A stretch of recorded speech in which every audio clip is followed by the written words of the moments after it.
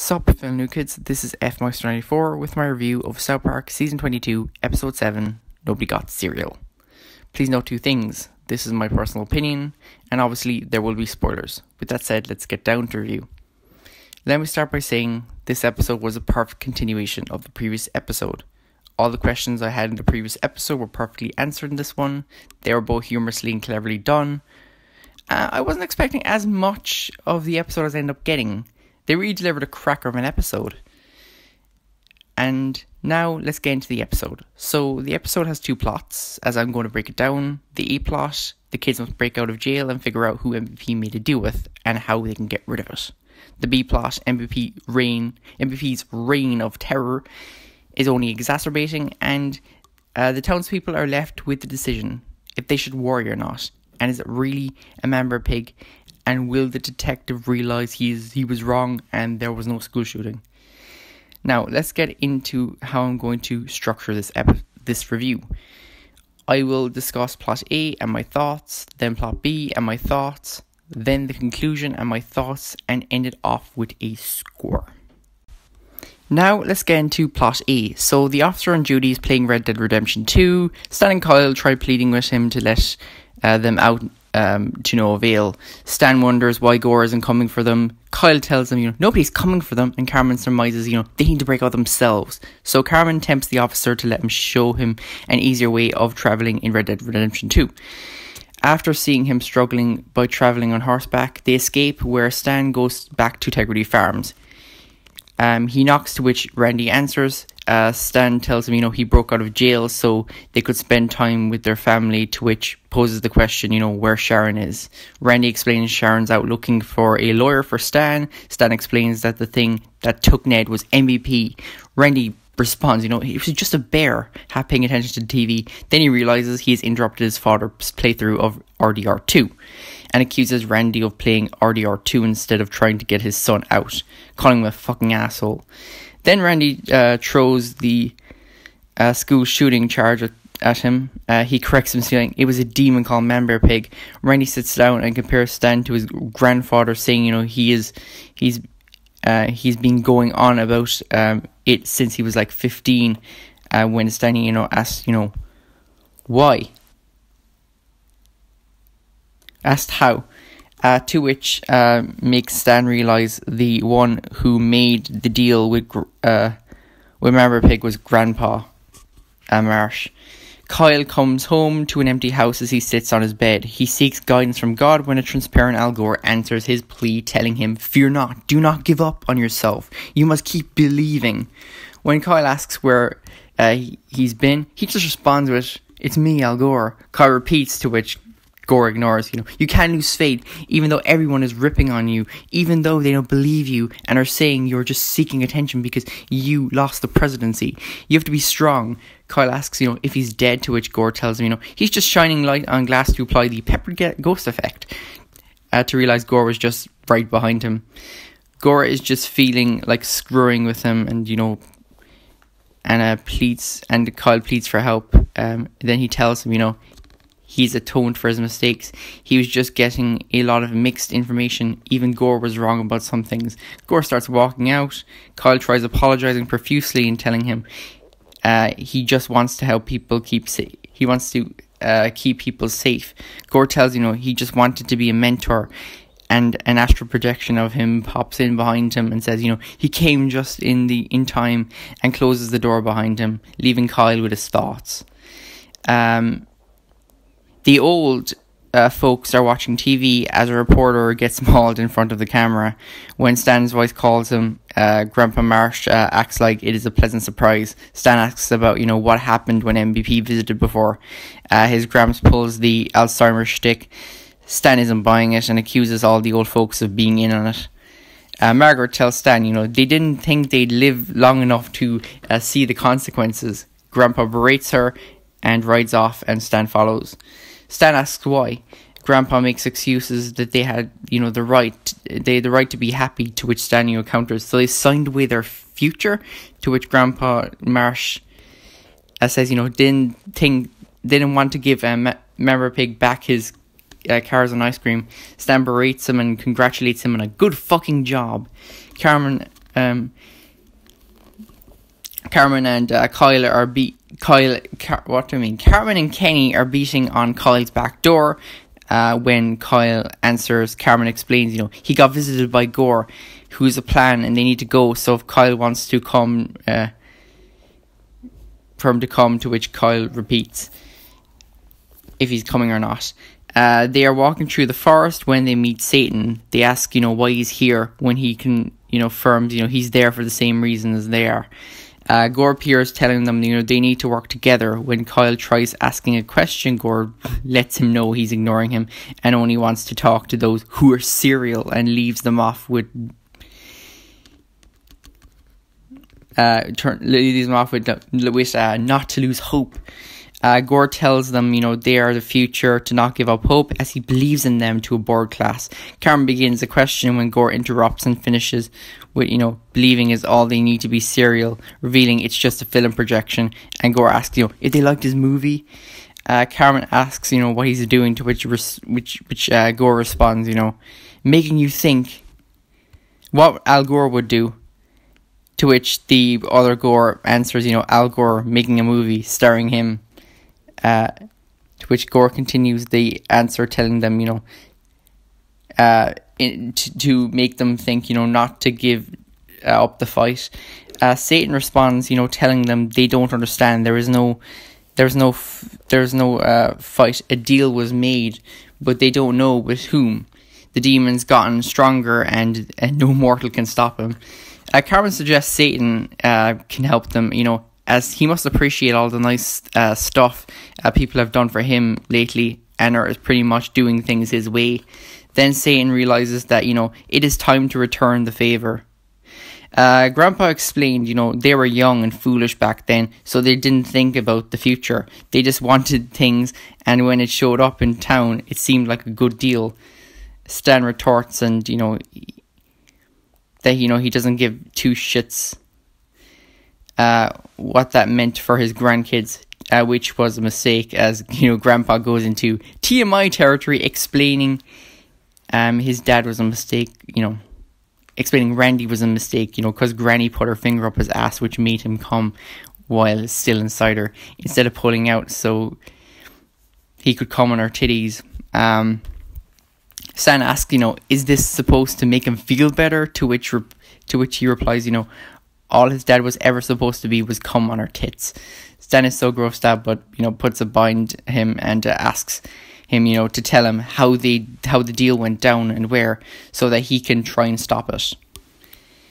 The town is in carnage, and after MVP starts mauling someone, Satan calls him out. Satan and MVP give each other a roar. Satan and MVP charge for each other, but MVP manages to knock him down. Satan gets to his feet, and they charge at each other again. They grapple each other. MVP pushes him to the wall and presses him there.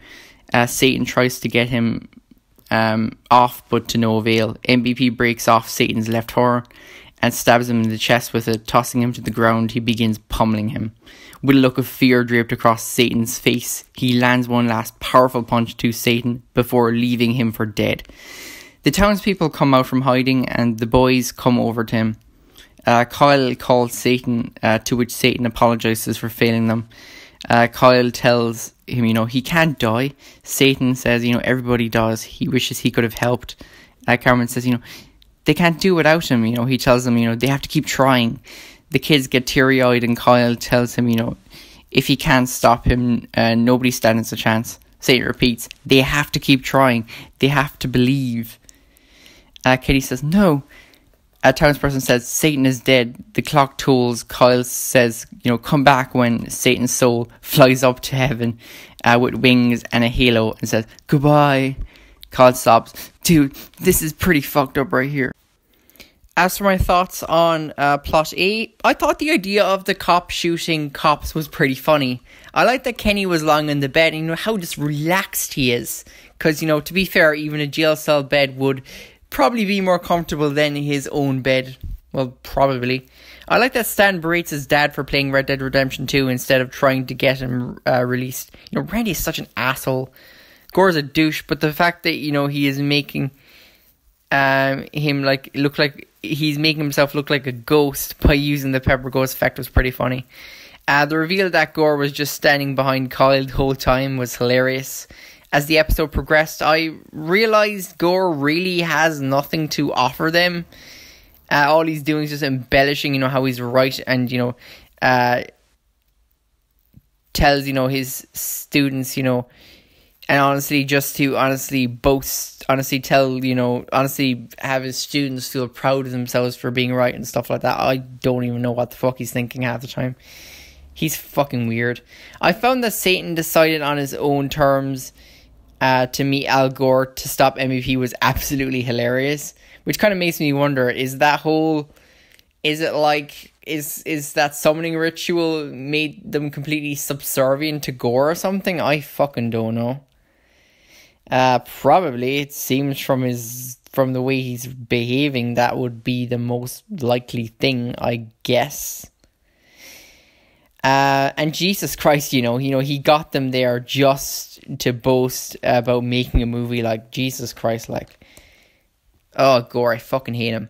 I like how MVP doesn't give a shit by modeling a guy in live television. I'm like, good for Stan, giving Grandpa a piece of his mind, after Randy, makes a comment about, Grandpa's, saying Satan has been coming since he was 15, which was a clear sign that yes, he was somewhat involved in the predicament that they currently are in, and of course, yeah, he honestly accepts that later in the episode, so I'll give him credit for that at least.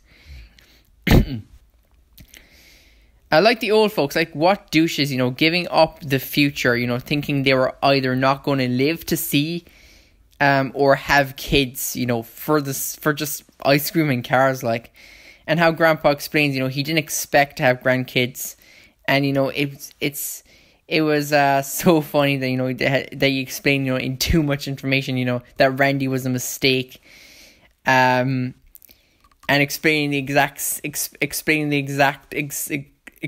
the sexual encounter that brought Randy into existence.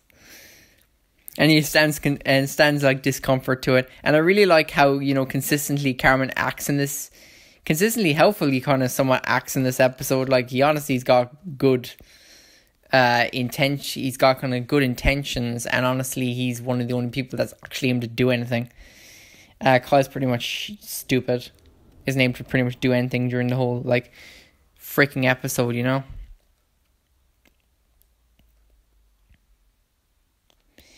He gets them out of jail and he convinces Satan to fight MVP. Pretty impressive. And Satan is kind of adorable, which is something I never expected to see. The fight scene between MVP and Satan was a sight to behold. Honestly, the animation this season has been incredible. Satan's last moments with the kids was actually really heartfelt, and yeah, it really kind of brought a tear to my eye. It was very emotional. Satan sprouting a halo and wings at the end there, that was just fucking hilarious. And I love every time that the kids say, that's pretty fucked up right there. That's probably one of the most iconic lines that Stan or Kyle would say. So yeah, there are my thoughts on plot A. So now let's get on to plot B.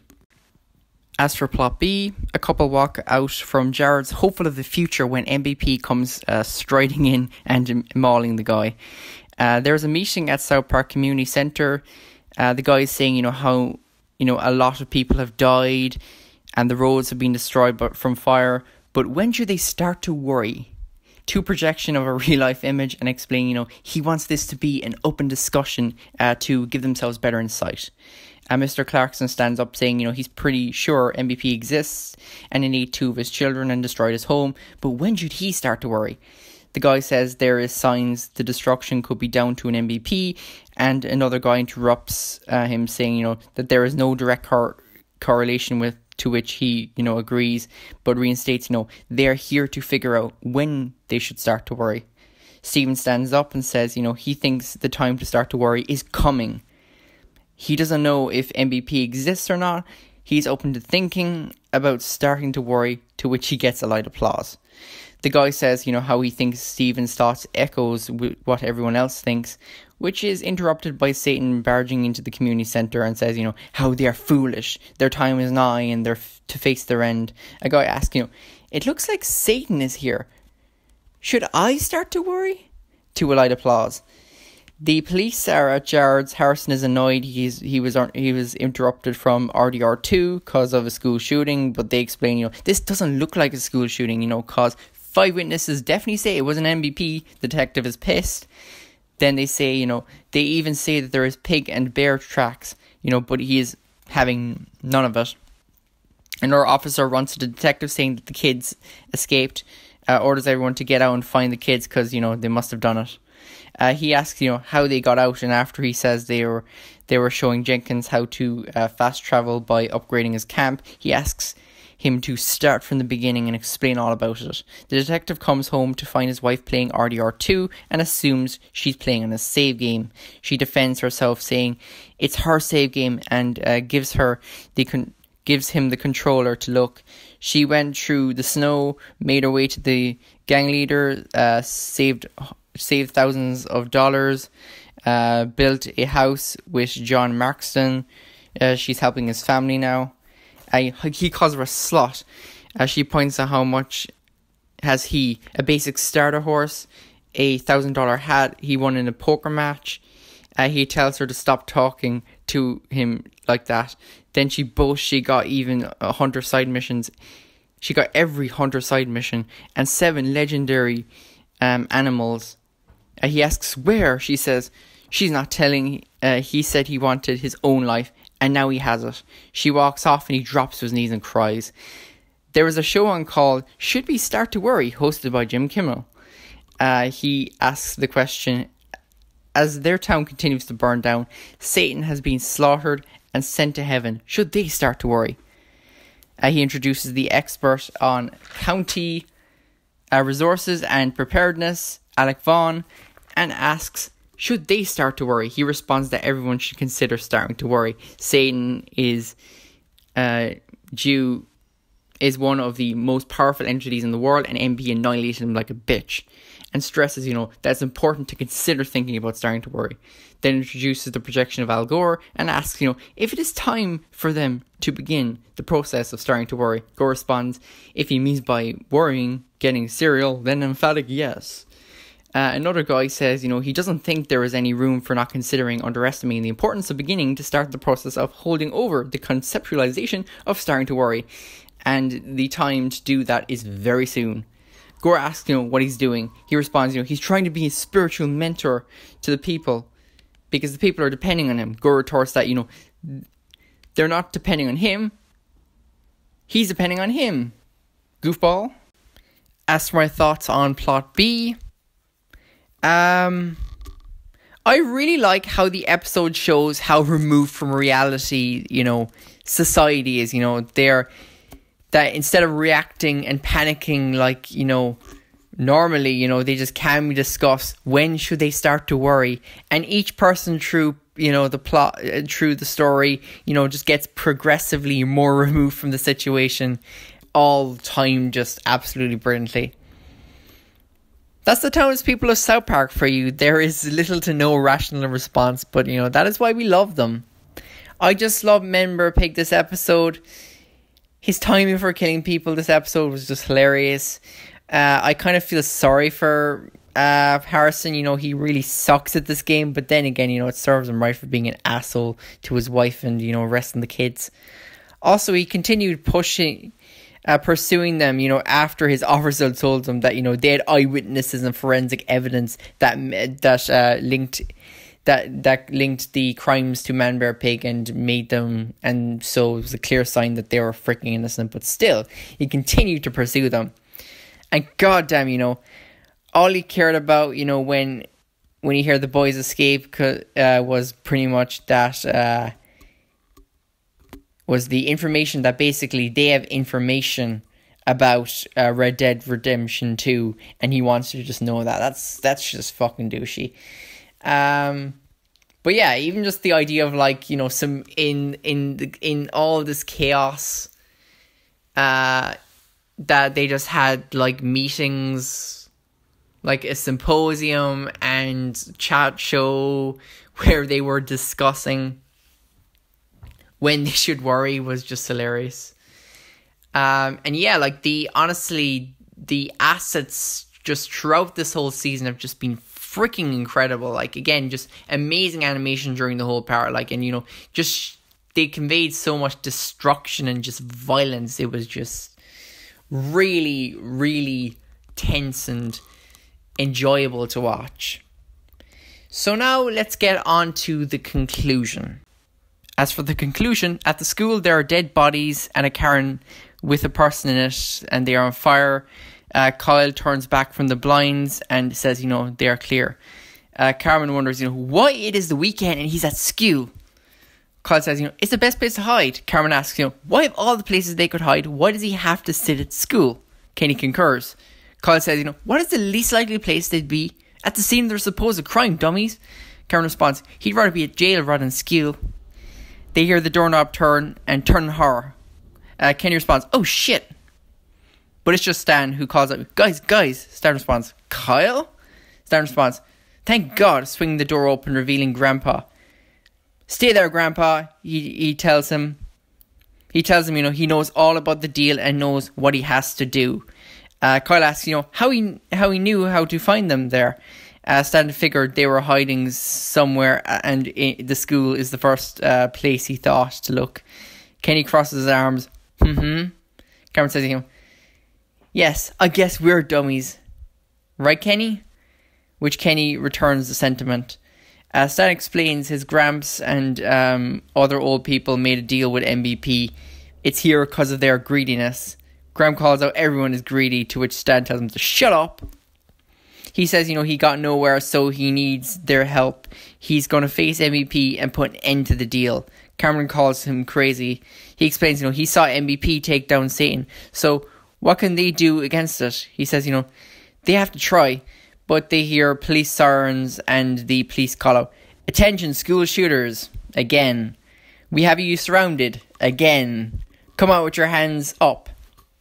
Karen mutters, they sat in school for nothing. They all come out, Grandpa included. Stan pleads with them to listen. We know what to do now, he tells them. But he just tells them to drop and have their hands on the head. Stan says no, he needs to face MVP. The officer says he has orders. They are coming with them. The detective comes to their rescue. Delay those orders. I've been a fool denying MVP's existence. And I didn't realise until I went home. My wife started a new life without me. I wanted to give up, but instead I robbed a bank in Saint Denis and went to an island north of Cuba. After I came back, that's when it all caught up with me. All the stagecoaches I robbed, all the horses I stole, for what? We're nothing if we don't believe in each other. God damn it, it's never too late to try doing the right thing. You think you know what that is, boys? Stan tells him, no, yes, he does. They're going to face MVP and put an end to this deal once and for all. His lawyer, which is MVP's lawyer, tells them to sign where he's marked agreeing that they've been given power of attorney by their town and they wish to void the current agreement. Stan signs and hands it over, and he says, since this is a renegotiation, they agree MVP has the right to compensation and they'll give rights to all specified assets. Stan says yes, they'll give rights back to all cars and ice cream. With a grunt, the lawyer confers with MVP, who is in a suit. He says, you know, his client says, and MVP interrupts, continuing to mutter to him. Then continues by saying, MVP has no interest in the giving up cars and ice cream. Stan and Kyle share glances. Kyle asks, you know, what does he want everyone to give up? Stan opens the window to, and of course, basically the lawyer tells them that that he wishes for them to give up Red Dead Redemption 2 and soy sauce. So Stan opens the window to a guy saying, there he is.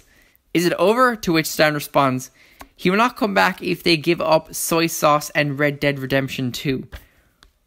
Oh, responds the townspeople, and Stan gives a glare. Just plain rice, some random townsperson says. To Stan realising, that's not going to happen. That's what I thought. And walks back to the table. Stan asks if they could talk about restructuring a new deal. Grandpa says, shut up, Grandpa. And sign there that MVP has the right to all children in their world, in third world countries, to which Stan signs. And you'll agree you will ignore MVP until 5 years' time when the carnage will be 1,000-fold. And the episode ends with Stan basically saying, okay, where will I sign that? As for my thoughts on the conclusion, in typical Kyle fashion, reverse psychology is his way. And the fact that Stan was able to figure where he was just hilarious, Poor Kyle though, but seriously, give people the, reverse psychology when it comes to people in South Park. It works in the real world, but it doesn't in South Park. And any kid, you look at school as basically jail, and given that the officer was pretty much playing games even in a freaking and they could see it from their jail cell, honestly and vertically, it would make it better than prison. And that's Carmen logic for you. I like that they punctuate for the kids to come out with them again. It just really cracks me up. Yeah, seriously, it should not have been so easy for them to fucking escape. I really like that Detective Harrison comes to his senses and calls off the arrest. As for MVP, it's so freaking cute with its suit. Why would you make MVP look kind of cute, for fuck's sake? I especially like how he is revealed, when he basically just, with a grunt, basically, when he tells his lawyer that he doesn't want the ice cream and the cars anymore. And of course, since Red Dead Redemption 2 is the big thing at the moment, yes, he wants them to give that up.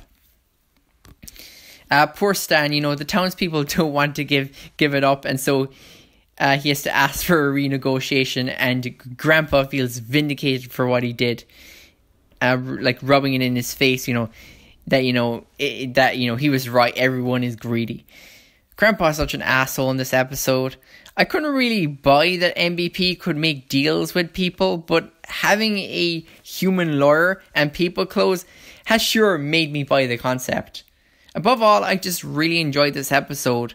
All my problems with the previous episode were answered. I could buy a member pig making deals.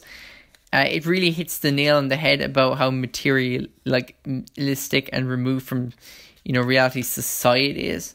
I like how all the, kids understand the game and the adults just have no clue, and, how addictive and obsessive, the parents are in the situation, I guess. And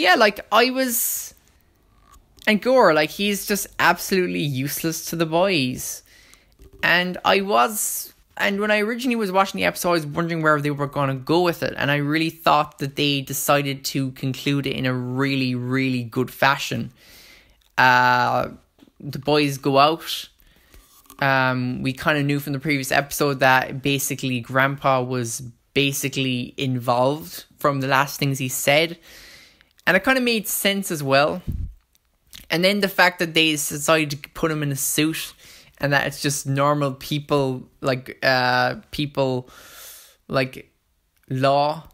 that he was using to make deals was just hilarious. And honestly, I really couldn't have expected anything better of this episode. So I give Nobody Got Cereal a grand total of 10 out of 10. So that's my review / summary of Nobody Got Cereal. I'll be doing another review of the next episode as soon as I can. So if you enjoyed it, let me know by liking the video. Let me know, guys, what you thought about the episode in the comment section down below. If you guys would like to be notified of when I post my next review, consider subscribing to the channel and ringing the notification bell. So, Until next time, fellow new kids, you take it easy. Goodbye.